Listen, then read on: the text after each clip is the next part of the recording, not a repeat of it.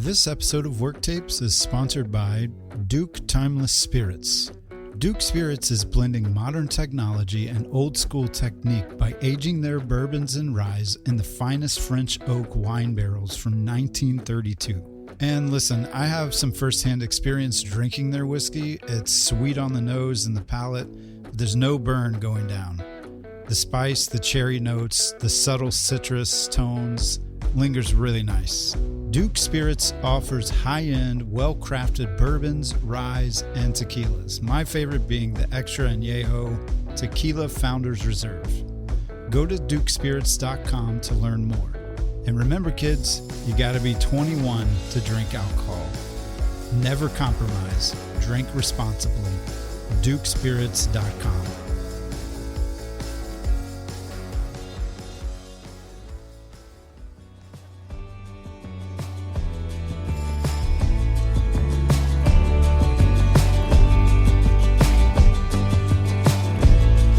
Welcome to Worktapes. This is a podcast where we tear apart songs. Why was the song written? What's it about? What's the context and emotion behind it? Where were you at the time? What were you going through? How did certain lines come to you? What's the inspiration? How long did it take to write?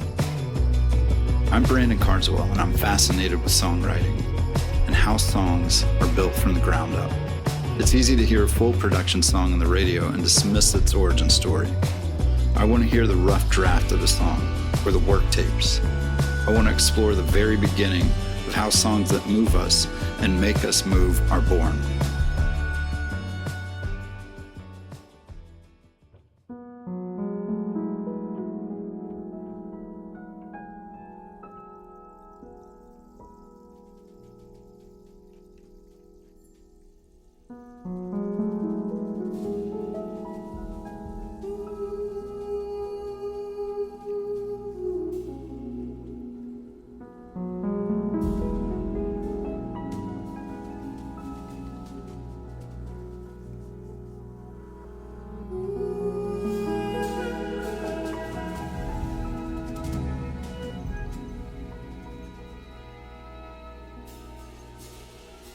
Before time, before knowing,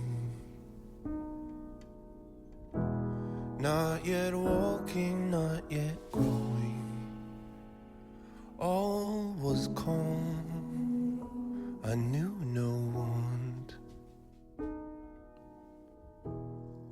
captured only by a single thought.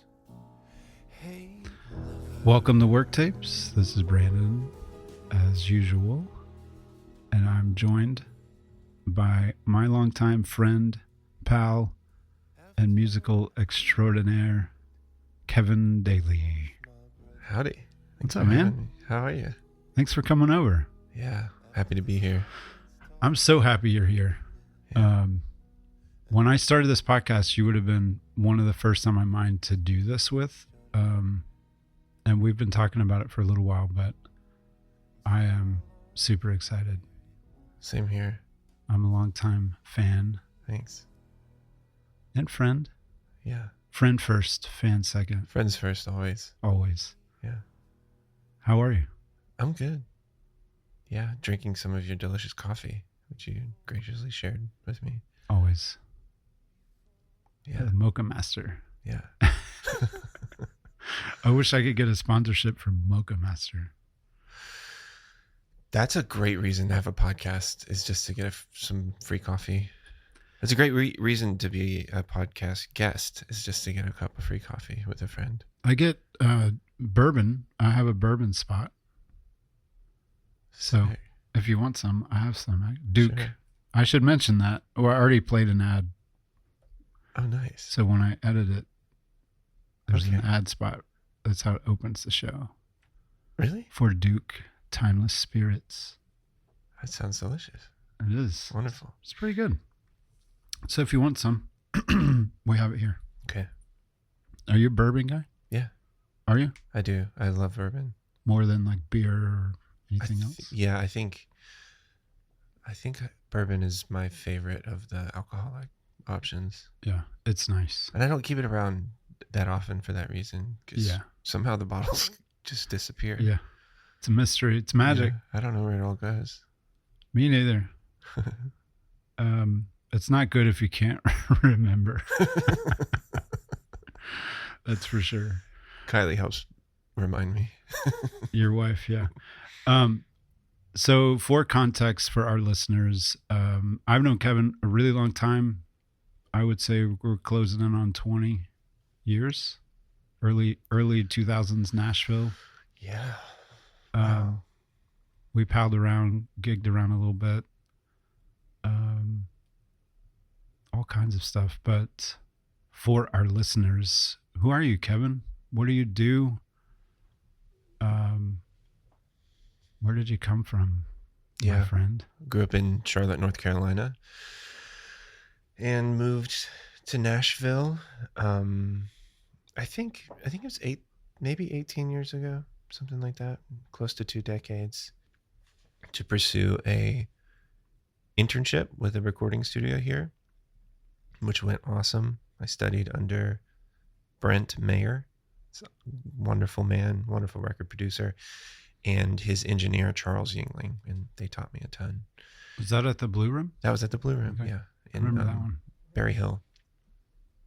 I have so much love and respect for both of those guys, and they threw me in on sessions and just taught me all of the foundation for, running the gear and producing and working with players and I guess recording studio culture and stuff like that.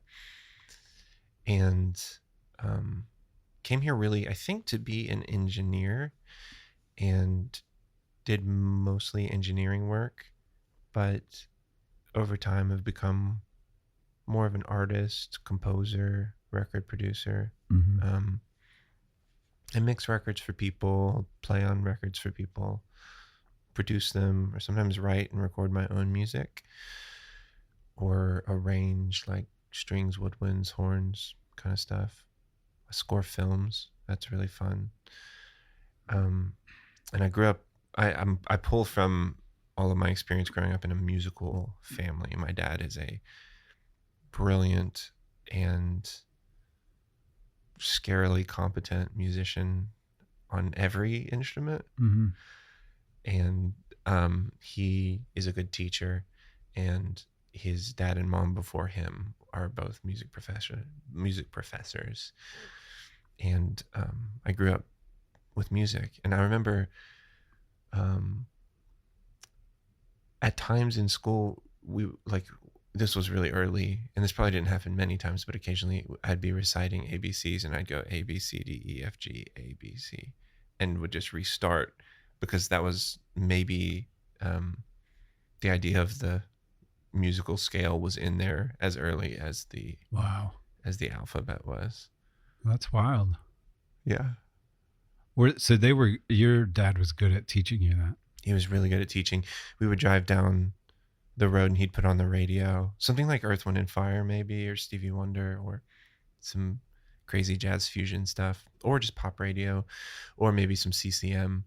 And he would he'd be left hand on the steering wheel, and with his right hand he would be giving me the numbers for the chord changes. Oh my gosh. Which so really early taught me a feel for, I guess, what people call the Nashville number system, right. Like the 1 chord, the 4 chord, 6 minor, which I still don't understand. Yeah, it's we can't get into it here probably. Oh. It's the principles of do, re, mi, fa, sol, la, ti, do. Okay. As they translate to all the different keys. But he would be driving down the road and he'd get to the chorus and go to the 4 and 2 and just be holding that up while I was in the back seat. And so I think over time I just kind of began to feel what a 4 felt like, and connect it with his little hand motions. And yeah, we had a grand piano in the living room, and he would sit with me and help me with syncopation and teach me little melodies that I could play sitting on the upper end of the treble side of the keyboard, and he would play like really complicated, dense jazz changes underneath and be flipping the script in a Bill Evans kind of way, yeah, while I'm like plunking out in C major like a sweet little song. And I would fall asleep every night listening to him play like Lyle Mays and James Taylor and Pat Metheny and Weather Report pieces. So Wow. like kind of dense, jazz fusion stuff. It was really cool. Was he doing music for a living? Not for the most part. He worked he was an inventory manager for a company that I guess bought and sold small motors and computer parts. Okay. I feel embarrassed talking about it because I don't really I don't have my head wrapped around exactly what his job was, but he gigged a lot still at night and is really passionate about music. And there was always music in the house and he was always out on gigs. And then in high school, he would bring me out and let me sit in with the band. So he might be doing a jazz gig and I could bring a guitar or a bass and kind of play a couple of the more simple songs. And he'd like wet my feet with that. How old were you when that was going on? That was happening, I want to say like 15 to 18, when I, at the age when I started to think like, okay, I'm into music and I'm going to practice a little bit. You kind of knew what you were doing more so than like he didn't just throw you in. I think he definitely threw me in the deep end. And a couple of times they were like big band gigs that he got a last minute call for and he couldn't do, and he would sub me in and I'd like put on his tux. Wow. And show up, and I promise you I would bomb the gig. Like I couldn't read the charts. I could barely hang on for life. But the jazz community maybe was kind of cool, and maybe the mixer just kind of brought me down in the house and let me sit in and kind of experience that. They knew the deal. Yeah. So that, and then playing at church, played at church for hours and hours and hours and hours and hours. And I went to a charismatic church that would really want to jam out in worship for an hour and a half, maybe longer. Yeah. So I learned how to flow kind of there, how to listen. And that was mainly on bass. I was playing bass a lot. It's really interesting to go like that story about your dad kind of throwing you to the wolves, so to speak. The wolves, the jazz wolves. The jazz wolves. That will teach you really fast. Yeah. What to do, what not to do. My brother and I played at a predominantly black church in I was in high school. And looking back, the level of musicianship there and the kind of gospel music they were doing was we had no business being on the stage. Yeah. But it did teach us both a lot. I bet. Just being in it. Yeah. And like you said, they probably just turned us down, but it's hours and hours. Like those services would just go on and on and on. Yeah. And the music is just grinding. Yeah. It's awesome stuff. It's very fun, but I just was like, I don't know what I'm doing. So I just would play the same thing for like an hour. Were you on guitar? Yeah. Yeah. For me, it was like a lot of wah pedal and like. Yeah, totally. You could hang on the 1 or the 5. Yeah. On some of that stuff. Yeah. Quick change. And then if there was like really like downbeats, the organ player would just hold up his arm and everyone knew what to do but me. So I would just stop playing. He had all these hand gestures and I was like, I don't get it. I suppose even the lesson of learning when to stop playing so as not to misstep is probably an important one too. Yes. Yeah. 100%. I always think when I listen to your music and see what you're doing, I always think I'm glad Kevin's my friend because not because you do music, but because you're one of the, and I mean this in the kindest way, you're one of those musicians who make me feel like I'm not one because you're so talented and the level of thought and strategy in your movements and lyrics and what you do is just, I don't think that way when I write. And it always just kind of blows my mind. Wow. Thank you. Yeah. I just and I always get curious, you know, every writer is different, and you know, you're composing films and you're producing and mixing, and you've got, you know, what I would say is a pretty analytical mind or Yeah. technical mind for all of that. Yeah. And then if you A/B that with somebody like me, I'm kind of like, this sounds pretty good, let's do that. And that's kind of and I just throw it out and leave it. You know, it's not, I'm not saying your stuff's overthought and mine is Right. underthought. Right. But I am kind of saying mine is underthought. Like I'm kind of like, I can write a line and be like, that's good enough, let's keep going. And I always am interested as a composer, especially because that's not my world at all. Yeah. When do you know as a producer, composer, that it's done, that your line is done, that your movement is right? Where's that it's got to be some level of confidence. It's like, okay, this is done now. Mm-hmm. That's an interesting line of thought. Lyrically, I loathe having to go back and rewrite a line. So a lot of times the lines that are in my songs are the ones that came to me with some polishing. Mm-hmm. But going back and rewriting a verse feels like a trip to the dentist. Yeah.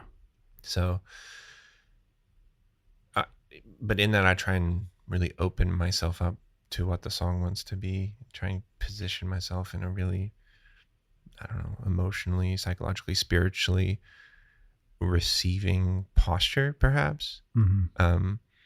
But I don't know that there's tons and tons of intention there on that level. But as far as composing like melodies, I'm trying to become more like how you describe yourself, which is making a melody and being like, cool, that's the one.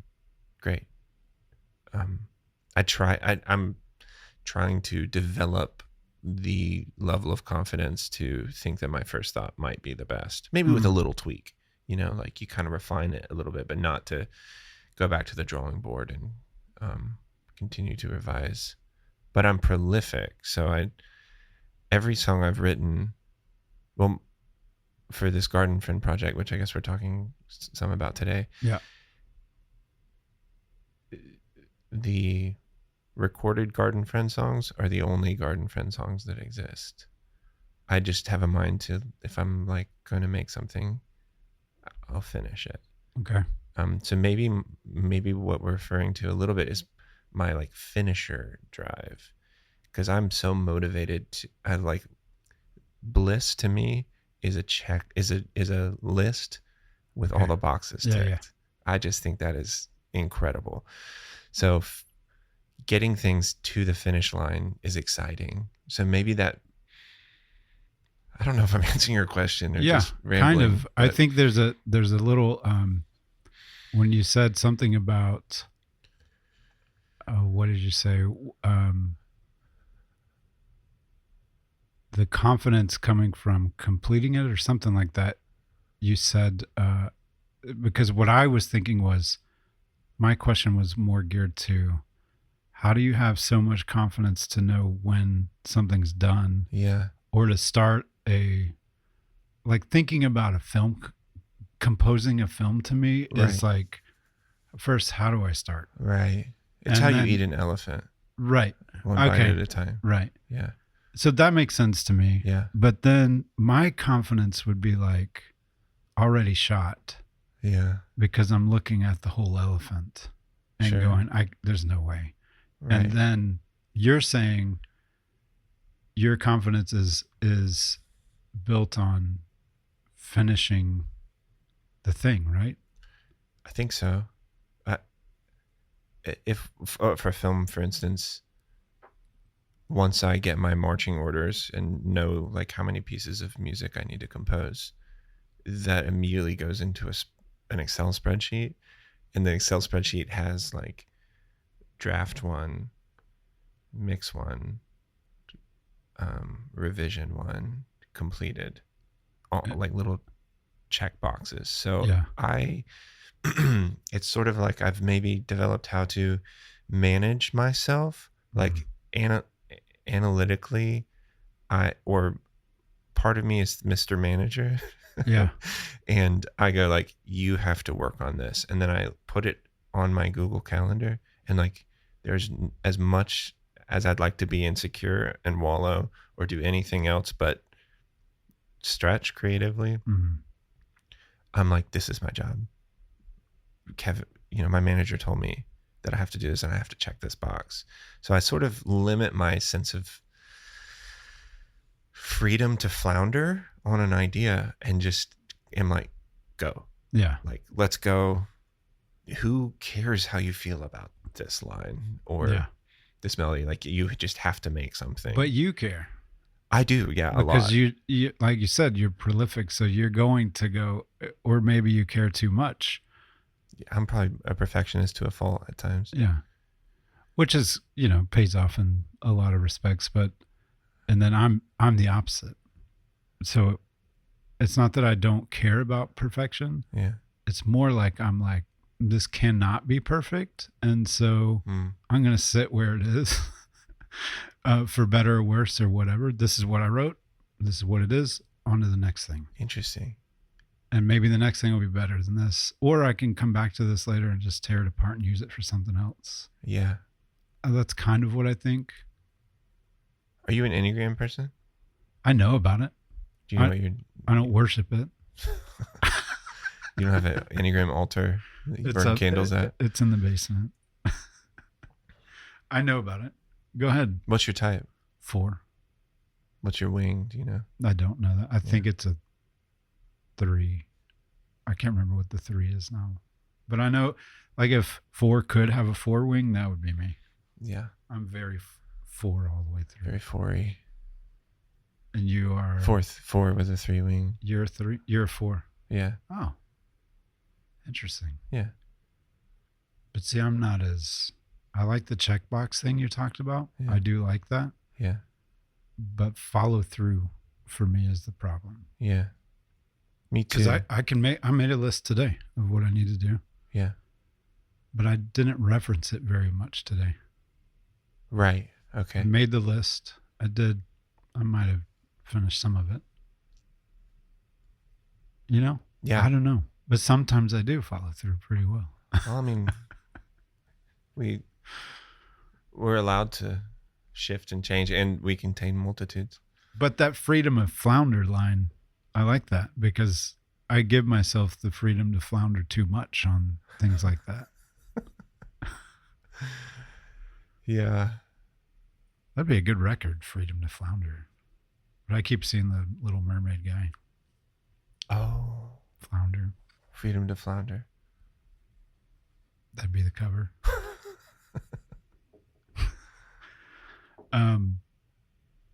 Yes. All great points. And you are a fabulous writer, composer. You've worked on a ton of records. Yeah. Throughout the years. Do you have a favorite? Or should you say that? Favorite record that you've worked on? Or one maybe you're most proud of? Or I'm not asking you to push anybody under the bus. I just yeah, to all of you who are listening to this, who I don't mention, I love you. I felt like I was flying when I was working just as a hired gun on Louis Prince's 13 album with Micah Talks. Yeah. And they had a lot of trust in me and really encouraged me to let my freak flag fly and do some just weirdo extended technique stuff on the instruments that I was playing. And I felt so proud to be hanging with them and making something that I think turned out so magnificently. Yes. Micah Talks produced it, and Jake McMullen, who is the artist, Louis Prince, is the singer and writer. I contributed some guitar and keys kind of stuff to it. And when I think back on like peak recording experiences, it was sitting in that room fiddling with kind of, a weird signal chain in kind of an oddball way, just to see if we could find a part or a tone that surprised us. Those memories are super sweet for me. Is that partly your favorite because they're close pals and because you could do what you wanted to do? Yes. There was no rules. The freedom and the fellowship. Freedom to flounder. Freedom for me to flounder, yeah. They gave me what I don't give myself. Yeah, see? Your friends will do that. Yeah. And both of those guys have episodes on this, by the way. So quick little plug. Louis Prince and Micah Talks. Yeah. I love that record, by the way. Me too. It's so sick. And the one after that as well. You had something to do with that one too, didn't you? Were you on? Just a tiny bit. Oh, okay. I added a little bit. Yeah. I'll add to that. I have so enjoyed writing this Garden Friend music. Mm-hmm. And this was the first writing and recording, producing and mixing and playing on my own songs and seeing those from start to finish. Especially songs that I think are a little vulnerable in nature and a little exposing in terms of my worldview, was so scary and so hard to finish, so hard to see from start to finish. I mean, hard for my ego. Not really hard, but like I struggled with self-doubt through the whole thing. Mixed decisions, I just was wrestling with like, is this total trash or is it special? I have no idea. A loss of perspective, all that stuff when you're doing so many roles within a track, like producing your own vocal, that kind of stuff. But I really like these recordings and I'm really proud of them, and proud, I guess, to have done it and have gotten to experience artist neurosis and the artist brain a little bit. Yeah. But did you start out wanting to be an artist? No, I thought I was an engineer. Okay. Yeah. I think I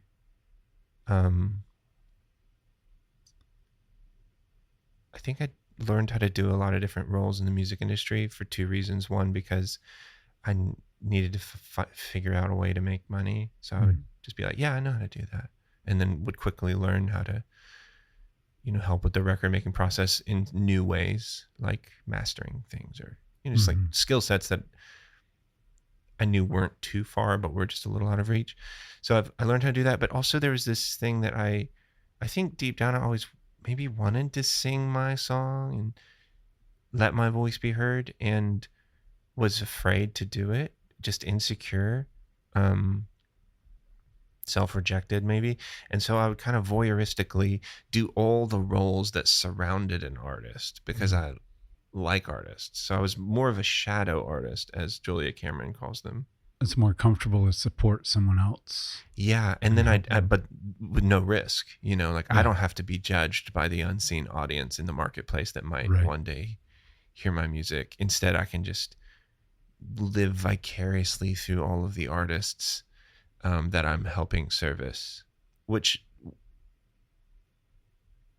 yeah. Anyways. And so now with Garden Friend, it feels very like heart on your sleeve kind of lyrics. Yeah. Really personable stuff. Yeah. And was that difficult? Because based on what you just said, it feels like that would be a challenge to overcome. Yeah, it was scary. Yeah. Scary to share. Scary to talk about my faith. I wish I wasn't scared. I wish I was the type of person who just felt very bold and like, this is who I am. Yeah. This is what I think. This is what my voice sounds like. This is what I look like naked. Yeah. But that's what it feels like. Yeah, a little bit, yeah. Probably naked's worse, but well, yeah. I don't know. I haven't tried it. Maybe that's next. That's the next album. My streaking career. Mom, I'm kidding. We need the bourbon for that one. Yes, that's when that comes out. It felt vulnerable to do. Yeah. But it's something I wanted ultimately to do. I think my desire to be known and seen is stronger than the fear that would make me hide. Mm-hmm. Yeah. And also, we mentioned before we started recording this that you hate the idea of projects that are shelved, like on the shelf collecting dust. Yeah. So you must have had these. Did you have like artist ideas, songs for yourself for a long time? I would like sit on my porch and write a chorus my whole adult life, but never be able to bring myself to finish it. But Garden Friend came about because I still do, and I was working with a company called Epidemic Sound, who reached out and they asked for Christian music, and they're primarily a music library that sort of functions like a record label. And my A&R at the time, Gabriel Kelly, asked me if I would like to write some songs. So I started writing, and what started coming out felt really personable to me, because I was writing songs about, I guess, exploring the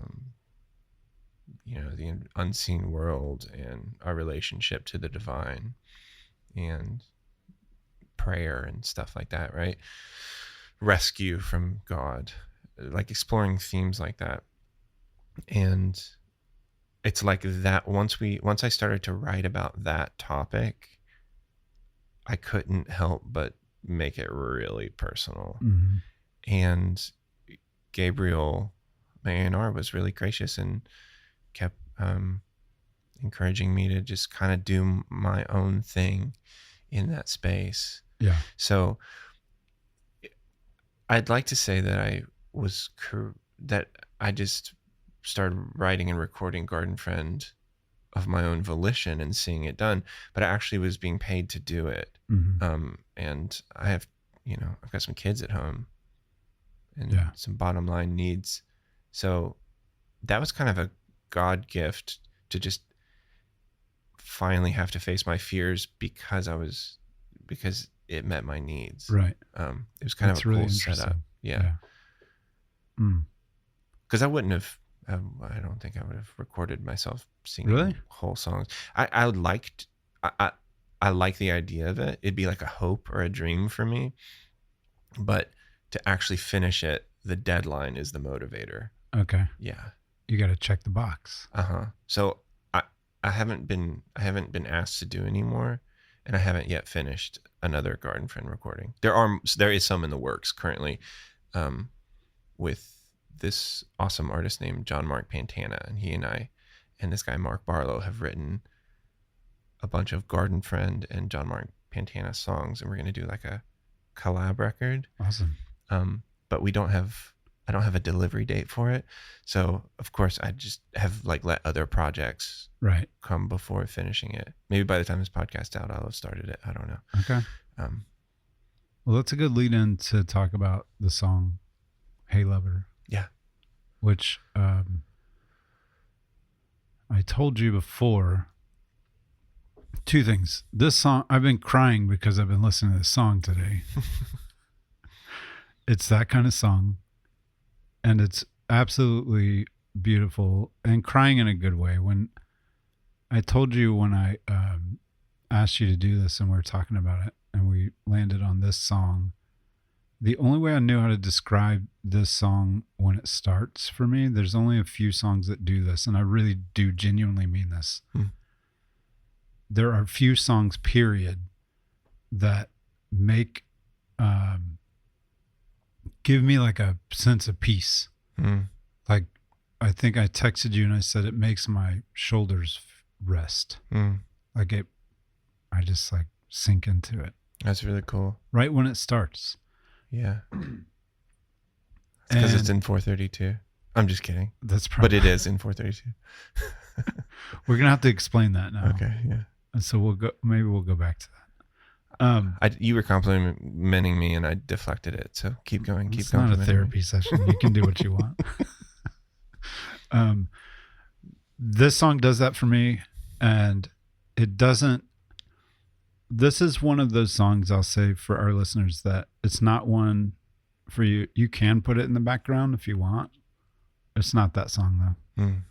Pay attention to it and be intentional about listening to it and let yourself feel it. And when you do, you're either going to hate me or you're going to feel what I felt, because some people don't want to feel that. That's what I mean by that. So you can say as much or as little as you want about where this song came from, but I would like you to tell us where it came from. How did this happen? Yeah. Okay. I think it happened sitting at my little upright piano in my studio, and there's like an opening piano kind of melody riff thing, ascending melody that, I don't know, I was just noodling and I started this, and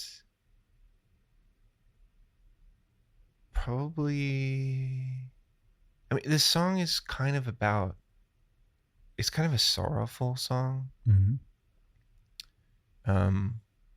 where I explore loss and disappointment. And then it's also about the song starts describing sort of birth or pre-birth, and then it ends with death and a return to union with God. So guaranteed when I was writing it, I was in an emotional space where I felt heavy burdens of emotions and questions and disappointments and pains that I expressed in the song. And I'm happy to unpack it however you want, but I guess that's where it started. I had a little mini cassette little recorder that I would just sit on the piano and record. I think, like, you know that feeling as a songwriter when it's like you sniff, you smell something and you know you're kind of on the trail. Yeah. You're like, ooh, yeah. Okay, there's like something coaxing me in this direction, and I know there's something to be found. That's when I feel that I just hit record and will record until I get bored, essentially. Right. And then oftentimes go back and be like, what happened? What's like a sick melody that I happened to sing, or like some cool chord changes while I was just kind of goofing around. And so that's probably where the song started. Yeah. Okay. Yeah. Well, before we kind of tear it apart, we can listen to the work tape. Yeah. And let's maybe we can give our listeners like a little 1-2 about what the work tape is, because you sent me 2. Yeah. And one, I'll let you explain the first one. Great. I can explain both if you want. Yeah, go ahead. Because I've heard it, and you cut the 2 together. Right. For this. To make more sense for this. So the first is, first work tape is just a clip of that mini cassette recording, but it's really warbly and like stops and starts, and that's because on later, when I was actually properly producing and recording the song, I held that mini cassette recorder up to a microphone and was like shaking it to get like a weird warbly tape stop effect, and stopping it and just kind of like futzing with the tape itself. So that's kind of why it sounds really warbly and weird. It's that warm tape sound, Yeah. Would that have been like the first recording of that? Yes. Okay. Yeah. And it probably starts from the beginning. It's probably when I first started to noodle on the idea. Yeah. And then the way you cut it together is kind of cool. It's my first demo recording, I guess, of the track, which I think is just my voice singing the lyrics and a MIDI piano probably, and then some like excruciatingly bad MIDI drums, which I was just like, I need to program these so that when I hire the drummer, he will get what I'm talking about. Because it's like, it sounds really goofy, but kind of gets the idea across. Right. Cool. So yeah, that's what you're going to hear. Let's listen to that real quick, and then we'll come back and talk about some lyrics.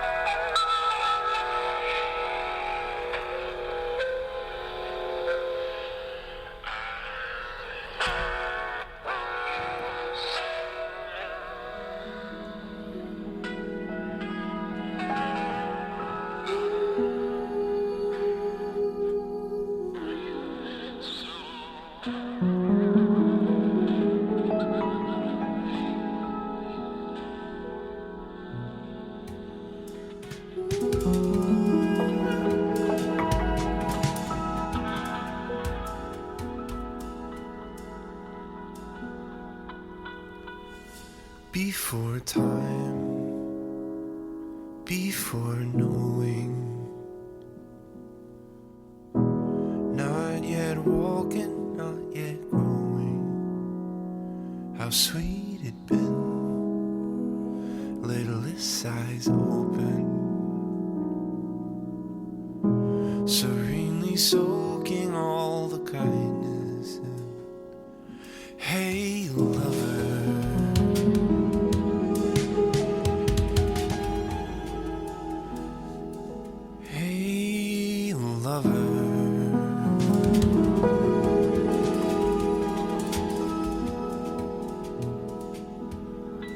after I cried and lost my brother, after the silence taught me loneliness, an ancient pain has made me shudder. Oh, how I long to hear this once again. Hey lover,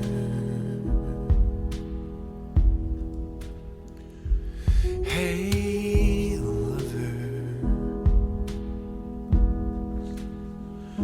before regret, before mistakes, before the bitter toll that breathing takes, I was alive, but now I'm dying. I gather bruises from the trying. Oh, I miss our union.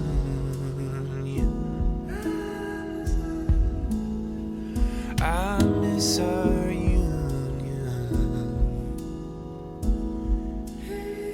Hey lover,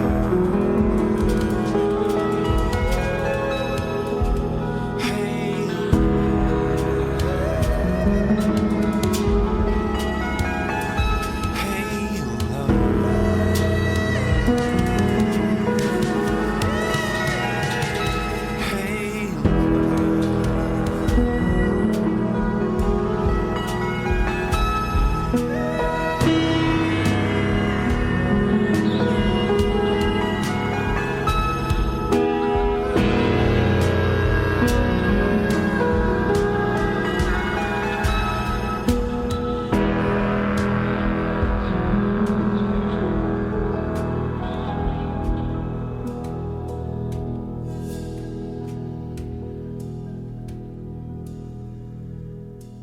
after the game, after technique, I find my way 1,000 kisses deep, back to the door, the ancient gates. I stumble through to whom my soul waits. only to hear sung loud and clear at my returning, the eternal greeting. Hey,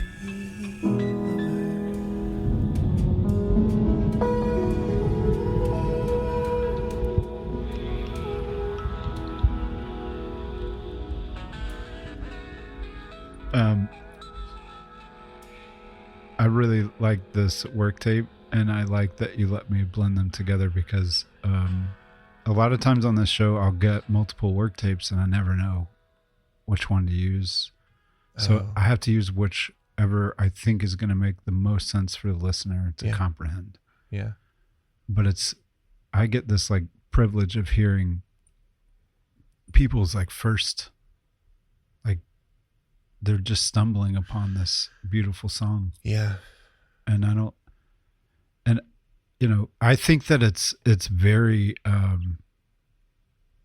I look at it like you're giving me a gift. I get to hear this.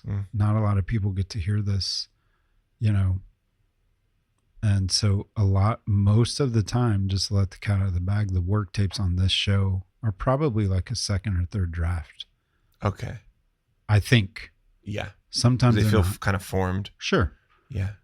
And sometimes that's because they can't find the, original, or like you couldn't find your cassettes that you made and whatever. And that's totally fine. So I'm just saying that because I appreciate the fact that people like yourself hand those over for us to listen to. It's very cool and very nice. When you hear bad work tapes, you can extend more grace to yourself as you're writing, because you realize everyone kind of stumbles blindly into their song. Yeah. And I used to think about like people who are amazing painters, for example. You always think about the paint, like how did they do that? Did they just pick up the paintbrush and start going?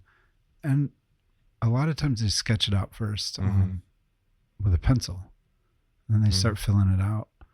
And that first sketch doesn't, I'm not going to say it doesn't look hard, but you know what I mean? Like it doesn't look anything like the finished product. And then you start to get, like me as a writer, I will get more comfortable in my own skin and say, well, this right off the bat doesn't have to be perfect. You just got to get the idea and start building on top of it. And that's what I love about hearing this, because we all get to hear the finished product. But like if I could interview like, John Lennon or something, and him bring a work tape of... Have you reached out to him yet? I've been praying about it. Okay. That's such a bad joke. This song is heavy. Yeah. And I'm no stranger to heavy songs. I'm not afraid of them. I tend to like steer into them. And I'll just start this off with what my favorite lines are. Yeah. If that's okay. And then you can kind of take it and break down whatever you want. Sure. Lyrically about what any of it is. But mine's on verse 3, which says, before regret, before mistakes, before the bitter toll that breathing takes, I was alive, but now I'm dying. I gather bruises from the trying. And the line that really gut punches me is before the bitter toll that breathing takes. Yeah. Because I think that when you experience loss or whatever suffering is relative to you in your life and experience, that's a line that is so relatable. Right. Where it hurts to breathe. It's like, man, this sucks. Yeah. And that, that's where I start to lose it on this song. So I'm going to stop talking. Let you take over. Yeah. The sorrow of loss. Yes. And the feeling of separation that's inherent with this journey we're all on is devastating. Right. But this song is going, I'm born, I'm going through this horribleness, Mm-hmm. I'm dying, and I'm coming Home. home. Yeah. And I start at home. I'm born. I go through these things yeah. and then return.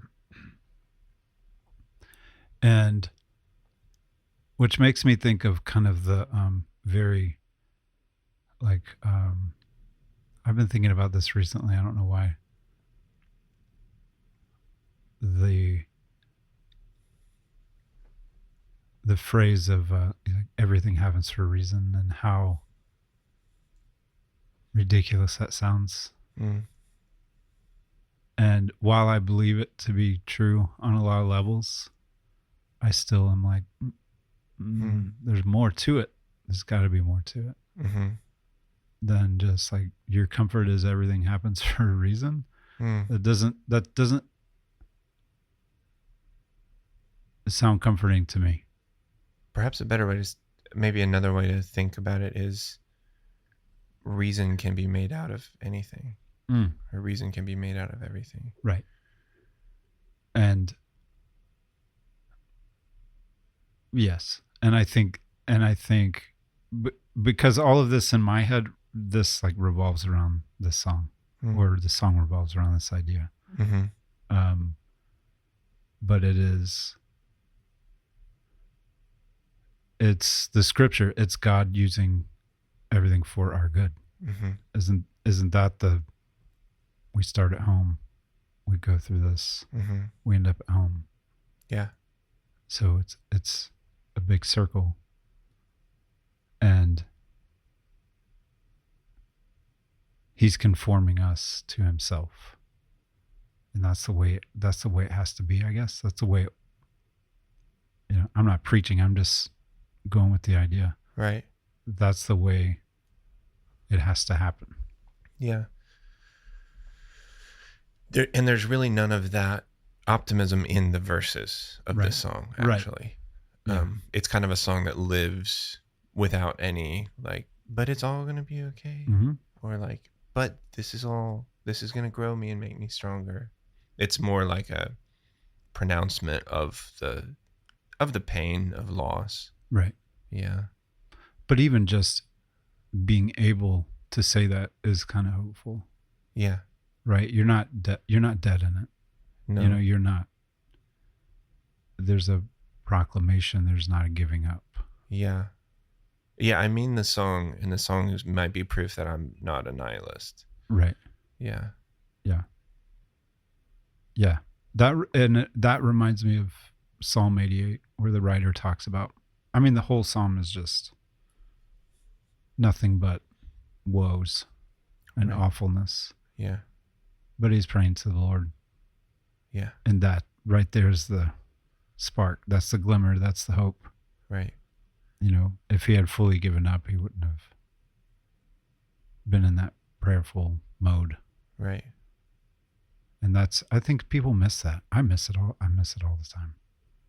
Where you're like, I can't get out of this funk. I can't.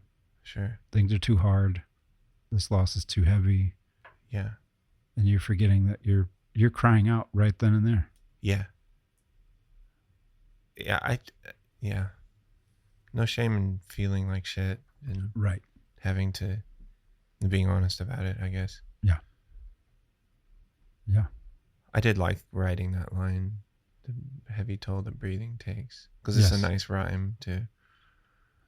I think it rhymes with you. And it's just a striking thought. Yeah. Yeah. We don't get to our life unscathed without some sort of painful separation. Yeah. And you could take that line and just keep breaking it down. Just like, how many breaths do we take in a minute? Mm-hmm. And everyone being painful. And that's such a, and people deal with that. People literally deal with that. And then people, when you experience loss and you experience whatever your thing is that you're suffering through, you literally feel Like the breathing is just, you're paying a toll for every breath. Mm-hmm. And that line is just like, I don't know. I could talk about it for a few more minutes, but I think people get it, you know? Thanks. Cool. It's a great song, Kevin. Thanks. Who's the lover? The lover is ultimately God, who I sort of like to picture all of us as like a fireball launched out from the heart of God flung through matter, which is a complicated, this is weird, it sounds weird, but like God throws this fireball, living spark of imagination, sort of his nature, through this course through matter, and we orbit and find our orbit back to rejoin that with which we were flung. And I think Hey Lover is both it's not necessary, it doesn't have to be, well, you know, in like biblical imagery, as in the relationships that like as God relates to man, there's like bride and husband. There's also father and son concept. Right. There's shepherd and sheep. There's all sorts of like analogies for how to describe a person's relationship to the divine. And I don't necessarily mean explicitly lover as like we would think about it, but Hey Lover is sort of like the look in mom's eyes when baby comes out first, that like adoration, right. Hey, my, like that which I love, that which I adore. And then in the insecurity of a person's life as they move down the years is the search for love and adoration. Yeah. The return to the ability to secure that, the desire to, oh, I miss our union. I think that line sort of to me means like I miss knowing deeply, fully that I'm like adored, you know. And so the lover is God, but it also sort of represents just love in general, I suppose. I don't know if that's a wishy-washy answer. No. I don't have it like concretely laid out who the lover is, but ultimately it's love itself. Right. Because I come from a Christian. It makes sense. It makes sense. But I wanted to hear you explain it. I think. Yeah. And then let me say this: at the very end of the song, the protagonist of the song dies and travels back through the ancient gates, and then he hears being sung to him, "Hey Lover." Yeah. So it sort of has to do with the like divine dance of I love you, you love me. Right. We're a happy family. Relationship. It all comes back to Barney. Yeah. But that's not the song you wrote. No, we're not talking about that song. Although that song is a big old hit.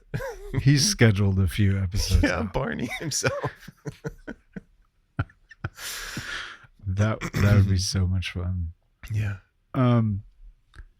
What do you have going on next for you?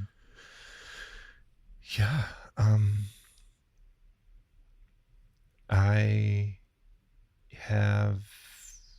I'm writing a bunch of instrumental music that heavily features strings, woodwinds, and horns, using some of Nashville's finest to play parts that I've written and arranged and am now producing. So I've put out a couple of those tunes that are sort of film soundtracky, kind of like, I don't know, just learning to paint with those colors. And I'm recording currently I'm recording 3 more right now with a bunch of players and putting those out. I'm reviewing masters of my wife Kylie's new record that I produced and helped her with, which we're totally jazzed on. And Yeah, her stuff's great. yeah, she's so good. So good. Yeah, so I'm doing that. And then I think Kylie and I are going to cut 6 more songs before the end of the year. Good. And we're going to try making them kind of stripped back, like her and I, in the studio together with like an electric guitar and a drum machine, maybe. That'd be fun. Although I say that, and that's where we'll start, and then it won't. You know how it goes. Like you end up sometimes somewhere way off where you thought you were going to be headed, but right. That's the concept. So yeah, those are kind of the big projects I'm up to at the moment. That's great. Yeah. I would hope, and we've talked about it, but I want you to come back with her. Yeah. And we'll go through one of her tunes. Yeah. Because I saw, well, I mean, I heard her stuff, but I saw you guys play at somewhere. Stillwater? What's it called? What's that place off? That little bar? Yeah, Weston. Stillwater? Sweetwater? Sweetwater. Is it called Sweetwater? I think it's Sweetwater Lounge. Yeah. Sweetwater Lounge. Stillwater. That's the band in that movie. What movie? Almost Famous. Isn't it called Stillwater? Oh, okay. I think that's what they were called. I could have just made 2 mistakes in a row and I have no idea. Anyway, I saw you guys play there and it just like turned me into a fan. Oh, cool. It was so fun. And it was just small, like you guys and somebody else, right? Yeah. Just 3. Carl Anderson. Yeah. Oh my gosh. He is the songwriter of songwriters. Oh yeah? Oh my word. Oh. Carl Anderson, you gotta like get him on here and talk to him. He's just this like wild genius, crazy prolific songwriter and the nicest guy ever. So he joined us on stage. Kylie and I are just learning how to play our own songs live. We're such studio people. We know how to record them, but holding an instrument is a whole different thing. It's so on different. Stage. Yeah. It's nerve-wracking. It can be. Yeah. I'm excited. But you used to tour with Civil Twilight. That's different. Like again, it's kind of almost like a support. I've done sideman stuff. I've done so much sideman work, but being up there and singing your song, I find it exhilarating. Yeah. Yeah. We have a show November 8th. We're playing at for a concert promoter called Alchemy Chapel. Okay. And he hosts the shows at Home Church, which is on Gallatin. Yeah. I've heard of this, but I haven't been. Like up by the Kroger. That'll be fun. Kylie and I are co-build. Really? So we're going to put together a band that will service both of our music, and we'll play something like an hour set. Yeah. Yeah. So we're like, that's our other project we're working on right now, is like learning how to play and sing our own songs. I'm going to bring a music stand on stage with printed out lyrics. Good. Yeah. I just came to terms with the fact that is going to be my reality. So I don't forget lines. I forget lines all the time. I always have. I always will. I write them and sing them, and then they just disappear from my mind after they're done. What I'll do on stage, I haven't played in a long time, but I usually have my set list like taped to the side of my guitar right here on the top, and then I'll have the first line of the song or whatever verse I forget most often. Right. First few words, and then I got it.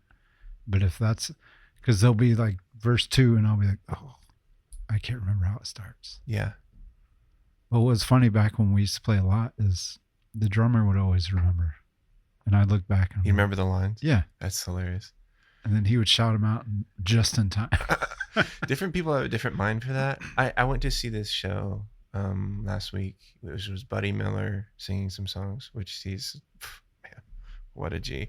Yeah. And Mark Ribot was singing a bunch of songs. And Mark had a stand in front of him. And he sang from the from the printed out lyric or handwritten, I couldn't see. And I thought, if it's okay for Mark Ribot to sing his lyric off of a sheet. And apparently John Mayer has to sing his. You could use an iPad or something, you can. Yeah. But just print them out. I'll print them out. Music stand it. Yeah. You could get those Google Glass things where maybe you could see them through your glasses. What's the Google, like the big thing that goes? Or like the Apple thing? Yeah. The Apple thing. Yeah. I could just perform in one of those. That would be amazing. Yeah.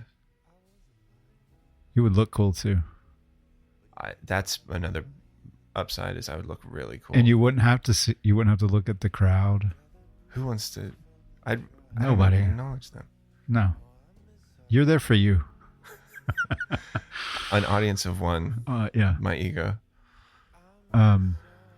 Thanks for being here. Yeah. Thanks for having me. It's so much fun. And real quick, for those one or two people that are listening, where can they find you? You have a website. I do. Thank you. Yeah. I went blank. My website is kevindaileymusic.com, and my Instagram handle is Kip Central. Okay.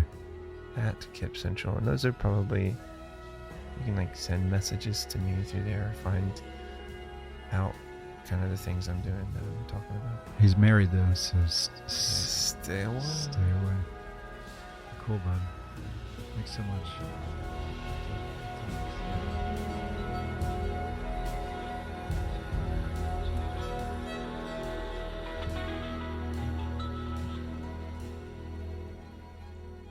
After the game, after technique, I find my way 1,000 kisses deep, back to the door, the ancient gates. I stumble through to whom my soul awaits, only to hear sung loud and clear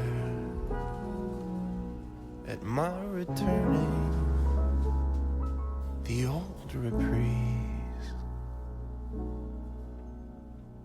Hey, lover.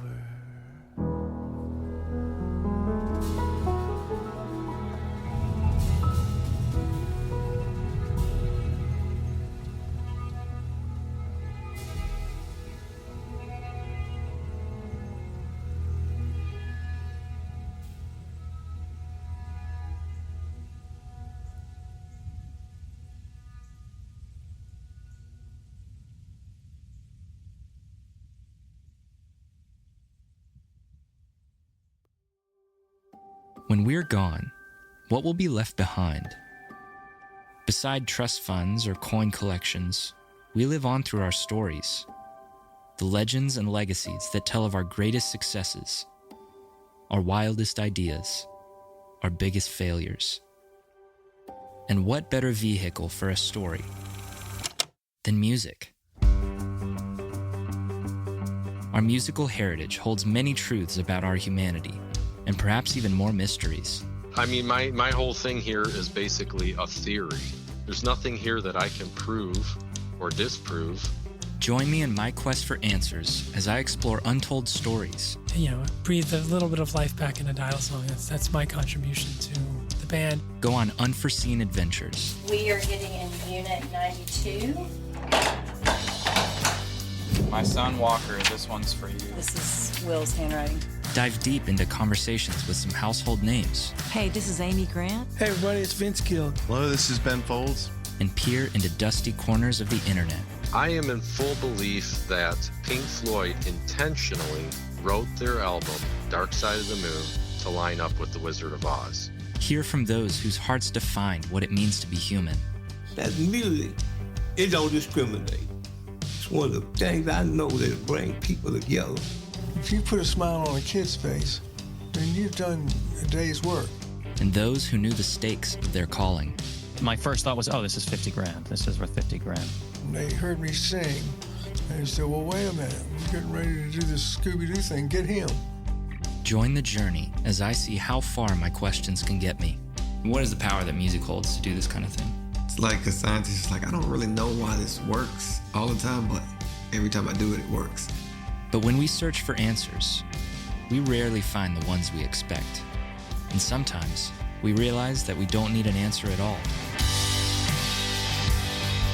From Wise Company Productions, I'm Jonas Litton, and this is Stories and Sounds. Stories and sounds.